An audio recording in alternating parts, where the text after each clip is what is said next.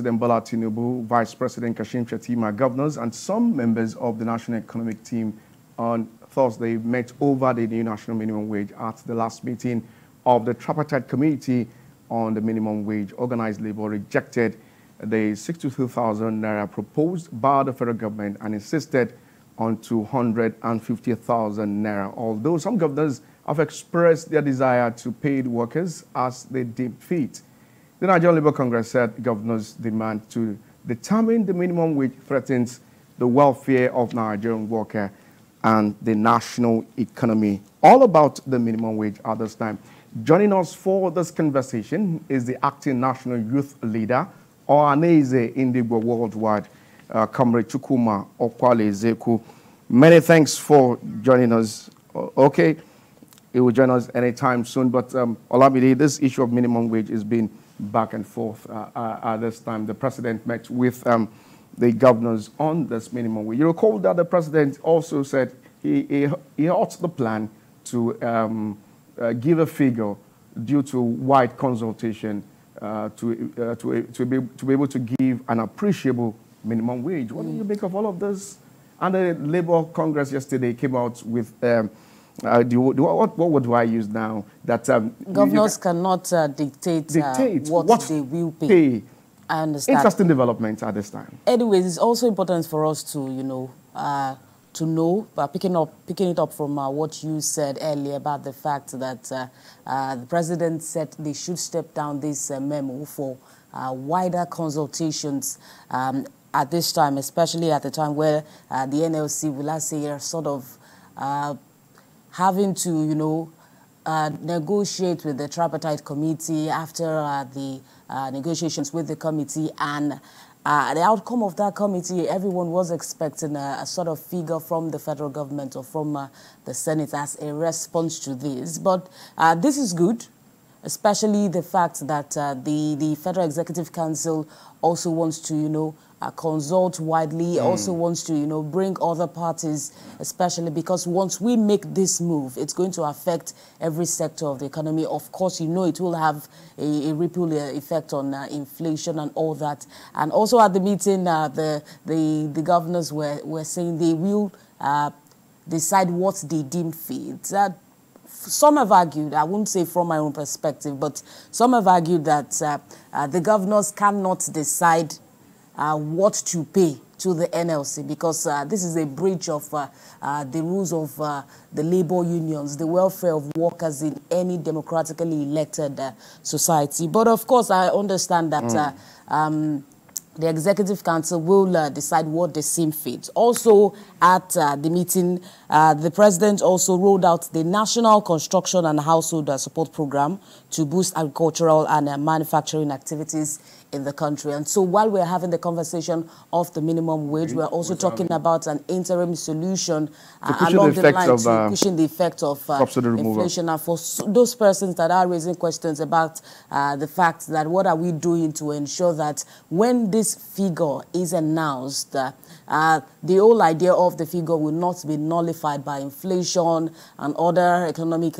realities. And it's very, very important to also use this opportunity to advise the average Nigerian worker to focus on being as productive and, job creation, wealth creation in the states. Now, this does not only go to the governors, to the workers, it also goes to the governors in the state in terms of internally generated revenue. We're talking about IGR, and so most persons don't have to wait for the FAC allocation and everything. The argument the organized labor is saying at the moment is that why is it that the governors cannot pay the 250,000 naira when the FAC allocation is being increased? Yeah, this is what they are saying, that they should be able to pay that. But how realistic is this 250,000 at this time? That has been the bane of the conversations, negotiations and all about the fact that how viable is each state to be able to afford this amount. Once this figure is announced, although they have mentioned that it will not be binding, whatever the federal structure agrees on may not be binding on all state structures. All right. But looking at the viability of each state, then there should be a solution to that. We'll look at the viability of the states. How many of them were able to pay the 30,000 minimum wage? Joining us via Zoom for this conversation is the National Youth Leader Ohaneze Ndigbo Worldwide Comrade Chukwuma Okpale. Many thanks for joining us on the program this morning. Good morning. Thank you so much. A very good morning to you. Organized labor is saying that governors cannot dictate what to pay at this time, as the president holds plans to hurriedly give a national minimum wage on this development due to wide consultation. What do you make of this back and forth on the national minimum wage in the country? Yeah, thank you so much. On the national minimum wage, I must say that it is a genuine struggle by the organized labor. Their demand is germane, but I fear that their demand is not realistic in consideration to the economy and the status of Nigeria as of today. Economically, it is a genuine cause, but their demand, as genuine as it is, to me, doesn't seem realistic. Because on the analysis of the demand of the organized labor as minimum wage, and in consideration to the workforce of this country, I believe that after paying such minimum wage, that the nation cannot do any other thing other than the payment of salaries. So on that note, I believe that in as much as the cost for the minimum wage is genuine and germane, it doesn't seem realistic to me. Thank you. So there is need for all stakeholders, all relevant stakeholders and appropriate quarters to work hand in hand and proffer an implementable and realistic minimum wage that will get this nation moving forward. Thank you. Absolutely, I agree with you on the fact that all stakeholders should come together to decide a realistic figure. But are you talking to us in your capacity as the National Youth Leader of Ohaneze Ndigbo? In that statement, can you let us into the stance of Ohaneze Ndigbo as regards the minimum wage conversation? And if you are talking as an individual on your own, what is an ideal figure that will be, realistic at this time? Yeah, I will commence with the realistic figure in my humble opinion. If in consideration to the high cost of commodities and high cost of living in Nigeria as of today, 100K would be fine. Anything above 100K will not be realistic. Then I am the leader of the youth wing of Ohaneze Ndigbo worldwide. I reserve my comment to speak on behalf of Ohaneze Ndigbo worldwide, as it is not in my position to speak the position of Ohaneze Ndigbo. It is in the jurisdiction of the President General, Chief Engineer Emmanuel Iwanyanwu, to speak the position of Ohaneze Ndigbo on this matter. But in my personal opinion, I just let you know that it is a genuine cause, but the demand so far doesn't seem realistic.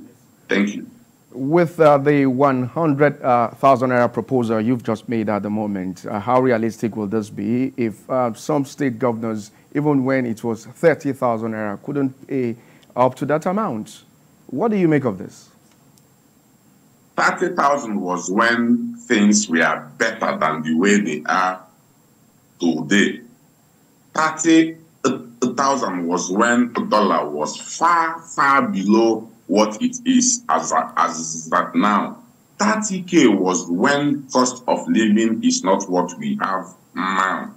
Therefore, 30,000 cannot work as of today, how much is 1 liter of fuel? And it has affected all commodities in the market, therefore affecting cost of living. 30,000 cannot work now, but anything from 100K downwards would be better. But anything above 100K, I don't think it would be implementable.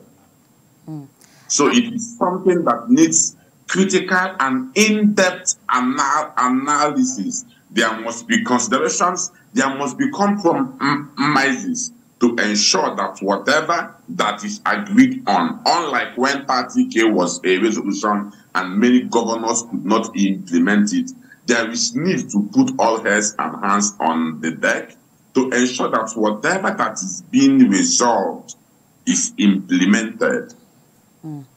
But because genuine and germane, there is need to review the incumbent minimum wage. Thank you. And the president has also rolled out the National Construction and Household Support Program to boost agriculture and manufacturing activities in the country.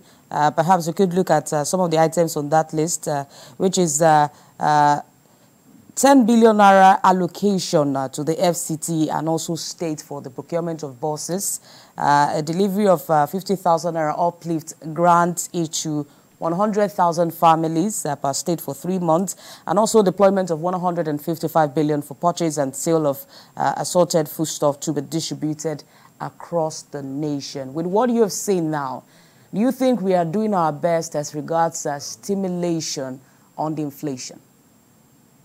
Yes, there is need. What the president is doing is in the right direction.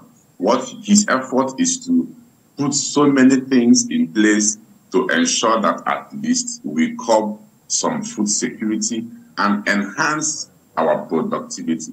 Therefore, it is in the right direction towards stemming and controlling the inflation.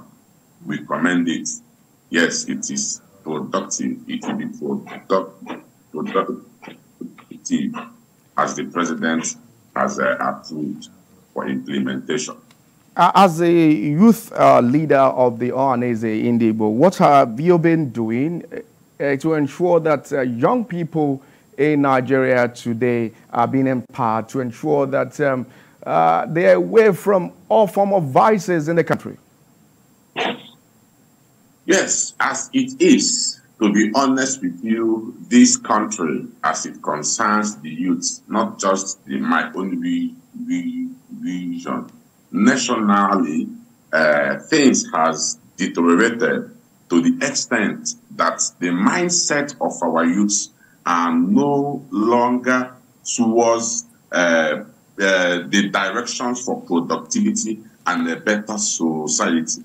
Therefore, we, the leadership of Ohanese and Igbo Youth Wing worldwide, we are engaging our youths, first of all, to reform their mindset by way of engagement, to rehabilitate them, reform them, for them to be qualified for reintegration into the society for productivity and a better society. In a nutshell, we are engaging them into agriculture, what we call Igbo Youth Economic Project.